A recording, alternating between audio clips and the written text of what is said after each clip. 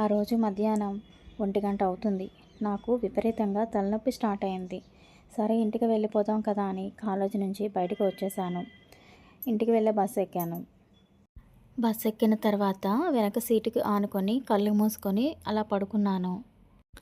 తర్వాత నా చెవిలో ఎవరో పిలుస్తున్నట్టు వినపడింది. సడన్గా కళ్ళు తెరిచి చూశాను. చూసేసరికి అసలు బస్సులో ఎవరూ లేరు. సడన్గా చీకటి పడిపోయింది. నేను ఒక్కదాన్నే ఉన్నాను.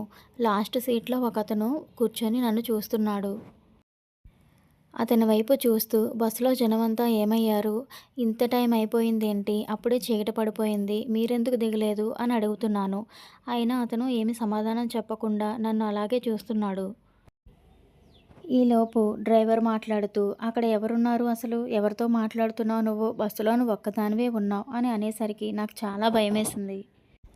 వెంటనే అసలు బస్సులో వాళ్ళందరూ ఏమయ్యారు? నేను ఒక్కదాన్ని ఎందుకు ఉండిపోయాను? బస్సు ఆపండి అరుస్తున్నాను. ఈలోపు బస్సు ఆగింది. నేను వెంటనే దిగిపోయాను. కిందకి దిగాక చూస్తే అక్కడ కూడా ఎవరూ లేరు. నాకు చాలా భయమేసింది. భయంతో ఎవరైనా ఉన్నారా అని అరుస్తున్నాను. అప్పుడే నా భుజం మీద ఎవరో చెయ్యి వేసి ఏమైంది అని అడిగారు. వెంటనే కళ్ళు తెరిచి చూస్తే నా వెనక సీట్లో కూర్చున్న ఆవిడ అంతా నార్మల్గానే ఉంది. ఇదంతా నా కల. Please subscribe to my channel.